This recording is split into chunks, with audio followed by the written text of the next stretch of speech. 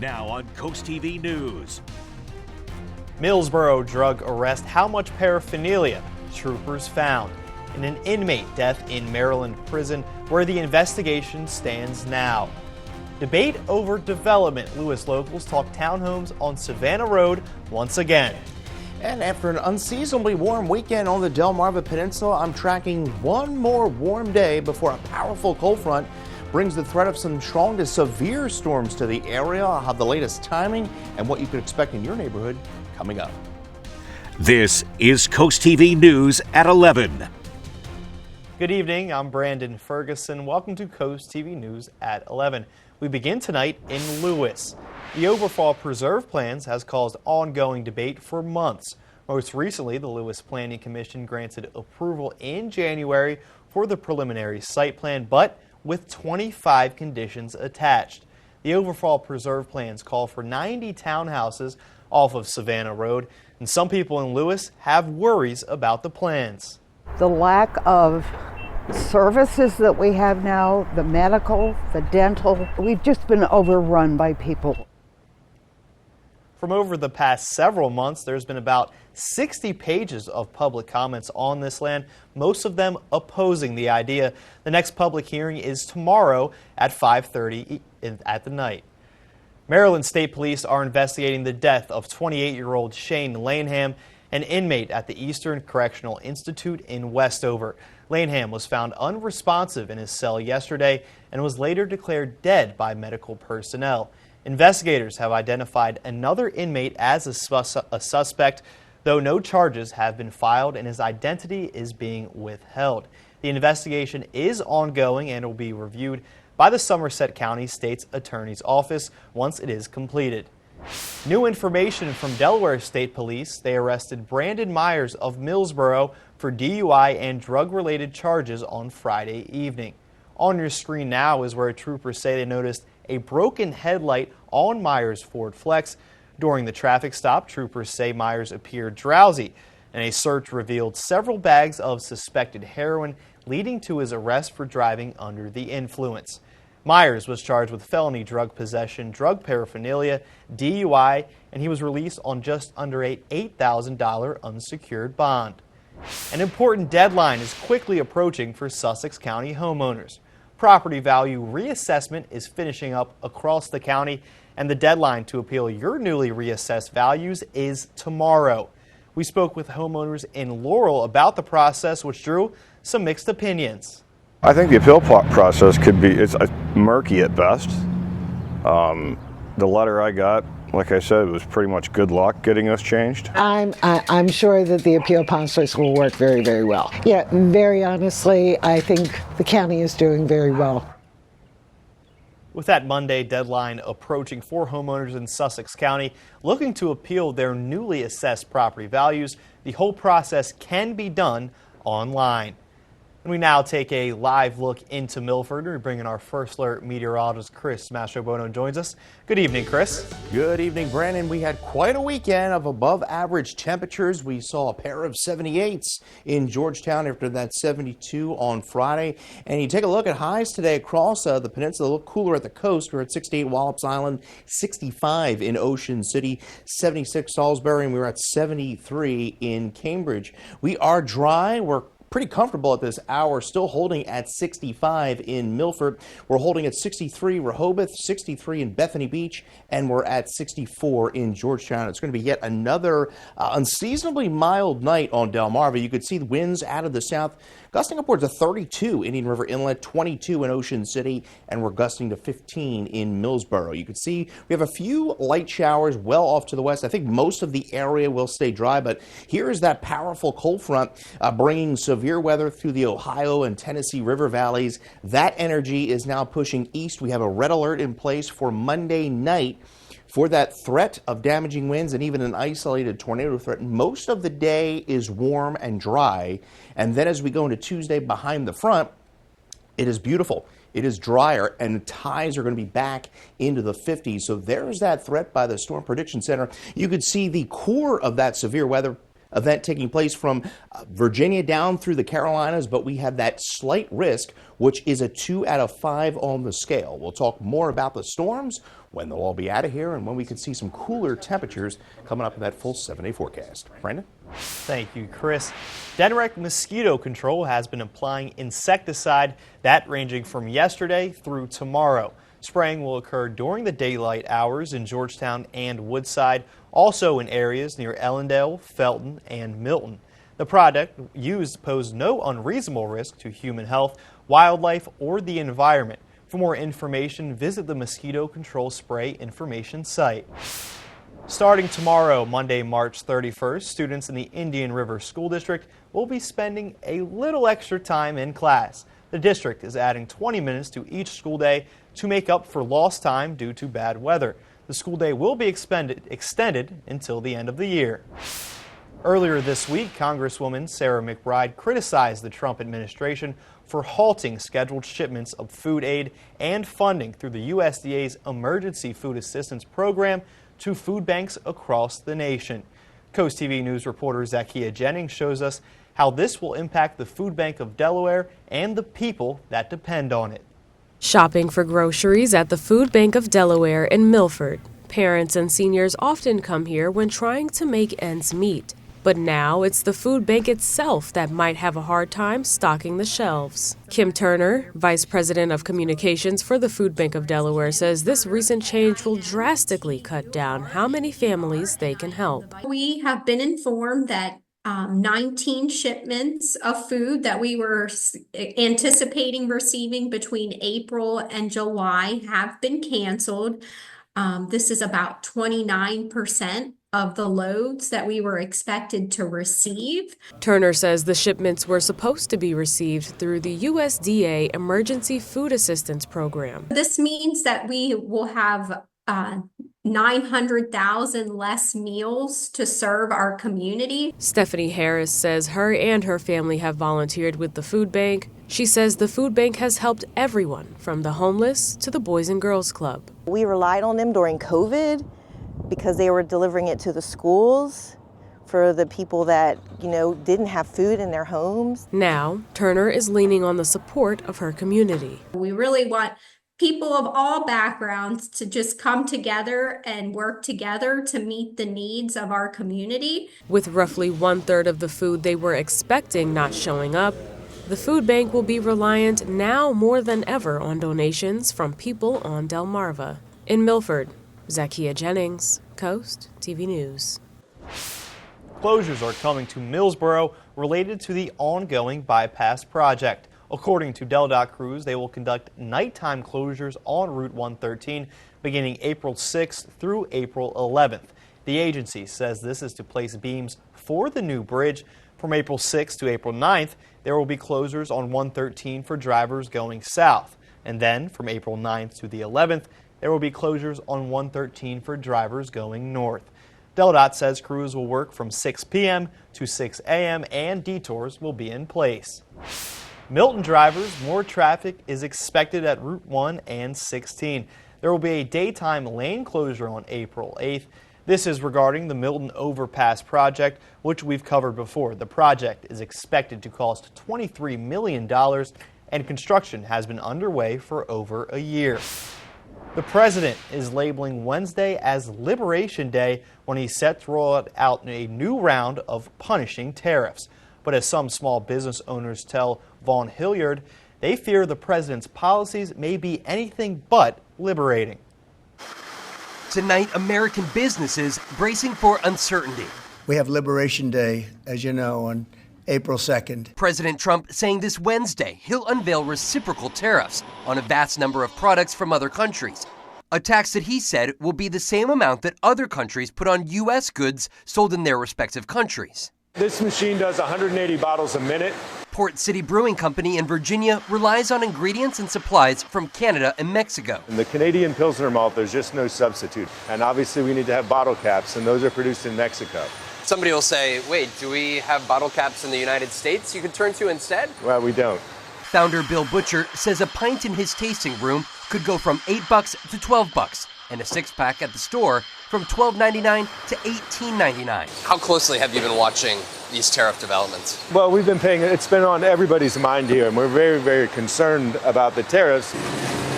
Chef Victor Albisu says he expects to soon have to pay more for paper products and items like avocados. But as for raising prices on his customers, if it gets untenable, we'll have to consider it, just like anybody else, any other business. This is the little potato just starting to hook. We first met fourth-generation Idaho potato farmer Rad Orr back in 2018 during Trump's first trade war. It's our livelihood here. At the time, Mexico, the biggest international importer of Idaho's famous potatoes, retaliated with their own tariffs. Has there been greater effort to export potatoes? Always, yes. And now, like in 2018, Mexico could do it again. Are you supportive of President Trump's this pending trade war? Yes, I am. Short term, it's going to be hard, and long term, it's just hoping that the manufacturing gets back in this country. Frustration for others. This just makes it impossible for us to plan our business. With a future full of uncertainty. Vaughn Hilliard, NBC News, Alexandria, Virginia. Coming up tomorrow on Coast TV News, Savannah Safety Study. The city of Lewes is exploring paying for a study with DelDOT to look at safety concerns. Well, it's going to be a pretty mild start to our day tomorrow under mostly cloudy skies. Temperatures starting off in the mid-60s on our way to the upper 70s to near that 80-degree mark, especially away from the coast. One last warm day before that powerful front comes through. We'll track the storms and the timing of those coming up. We have an update on the neighborhood plane crash in Minneapolis yesterday. How many people were involved? Don't go anywhere. We'll be back in just 60 seconds. Officials with the Brooklyn Park, Minnesota Fire Department and the NTSB held a press conference today to discuss yesterday's plane crash in the city. The plane came down on top of a home which was destroyed in the accident. One person was believed to be on board of the plane at the time of the crash, and one resident who was inside the home at the time who escaped with no injuries. The death toll following Friday's massive earthquake in Asia continues to rise. That number stands at more than 1,600 today, following the 7.7 magnitude quake that caused numerous buildings to collapse. Rescue workers are still digging through debris in Mandalay, looking for more victims and survivors. Hospitals in the region are reportedly running short on medical equipment and blood as well. The first test flight for Isar Aerospace Spectrum rocket exploded moments after liftoff today in Norway. Video of the ship's first test flight shows the rocket launching, and then seconds into the flight, the rocket suffered an anomaly and fell back to the Earth. The ship hit the water and exploded into a huge fireball. It's unclear what caused the anomaly, but video from the incident shows the rocket tumbling off with its engines falling off.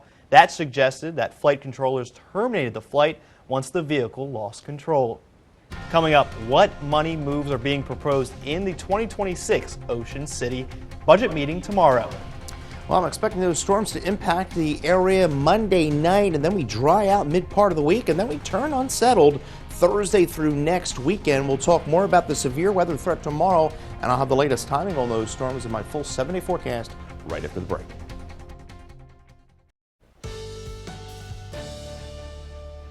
Well, I hope everyone had an enjoyable weekend. We certainly did pretty good weather-wise as far as the temperatures are concerned. We got up into the upper 70s to near 80 degrees and still quite mild at this hour. We're at 65 in Salisbury, and you can see winds are out of the south at about 10 miles an hour. You could see that front that we were showing you last night really pretty much parked from Philly on northward. 45 New York City. We're at 64 in Georgetown and 68 in Richmond. Closer in here, we're at 63 Rehoboth, cool spot 56 in Ocean City, 64 Delmar, and we're at 66 in Seaford. You can see that wind flow continuing out of the south. We're gusting up to 20 mile an hour there in Indian River Inlet and 22 in Ocean City. Well, it was another warm one today, 78 degrees after a morning low of 50. Yeah, that front made it just far enough south into Delaware where we got around 50 degrees.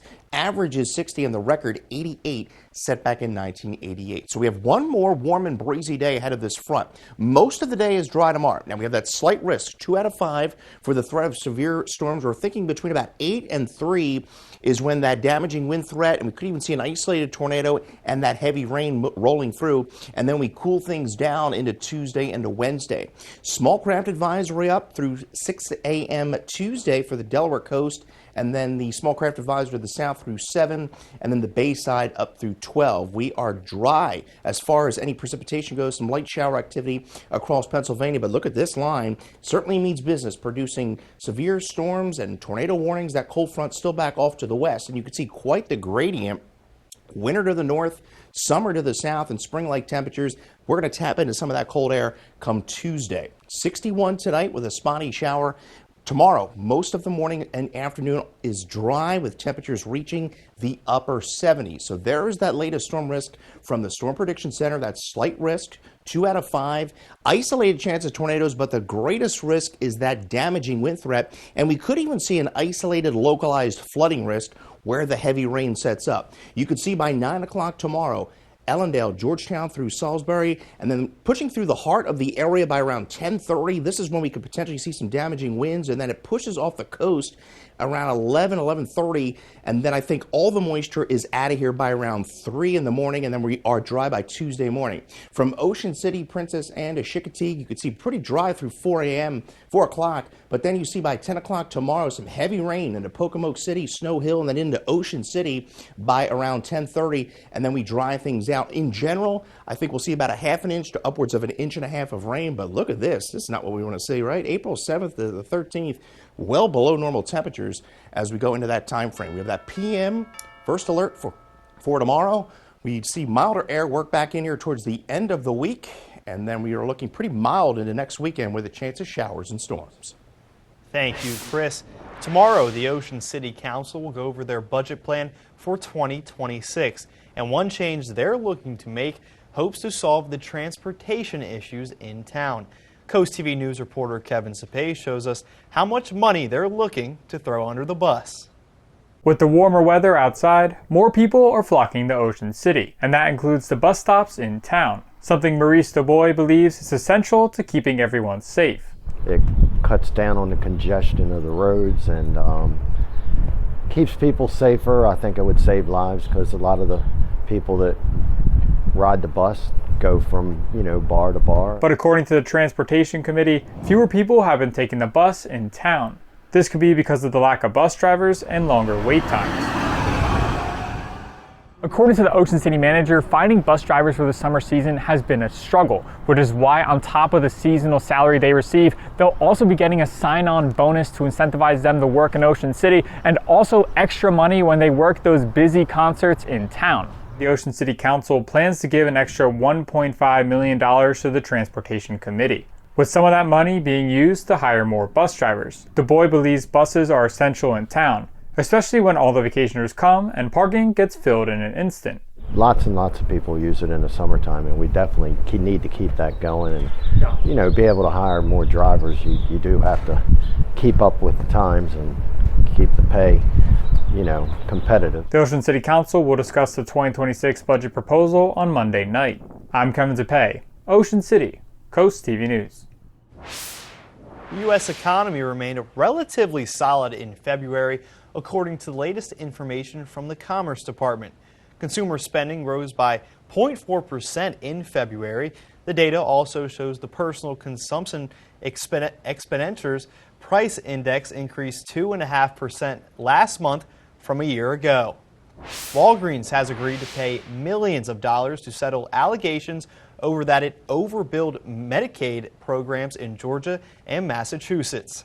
The Justice Department announced more than $2.8 million settlement on Thursday. A lawsuit claimed the national pharmacy chain violated the federal Massachusetts and Georgia False Claims Acts. Walgreens was accused of submitting inflated prices for certain generic medications to Medicaid programs in those two states over a 15-year period.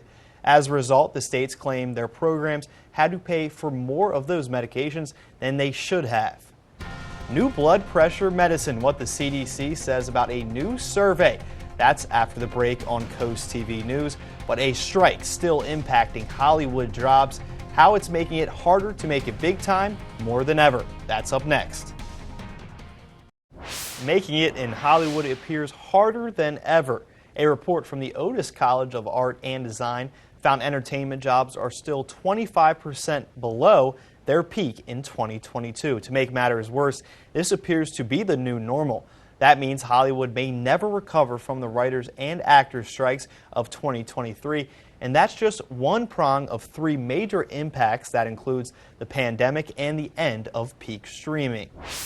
The head of Amazon's TV and film, Jen Salk, is stepping down after 7 years in the job.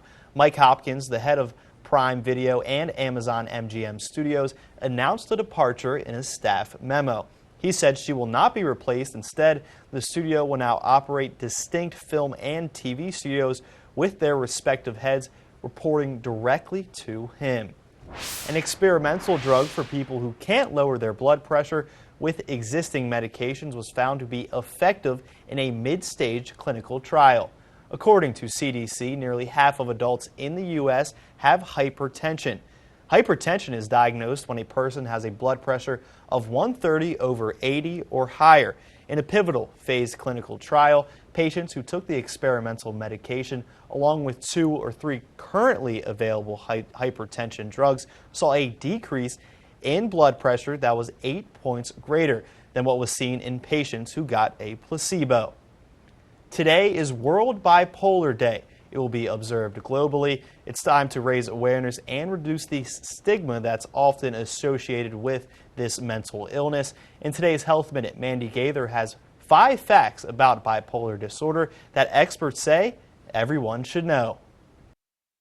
In the U.S., around 6 million adults live with bipolar disorder. Experts say it's a mental illness that many misunderstand. And the first thing to know is that it's more than just one type, including bipolar 1, which is characterized by mania, with symptoms like elevated mood, racing thoughts, increased energy, being more impulsive or taking risks, and irritability. These last for a week or longer. Then there's bipolar 2, which is characterized by a depressive episode. And a depressive episode is 2 weeks or longer of symptoms such as lack of interest, irritability, reduced energy, and of course sad mood for more days than not over that 2-week period. Psychologist Louisa Sylvia with Mass General Hospital says the next thing to know is that most of those diagnosed and treated for bipolar disorder function well and recover from symptoms.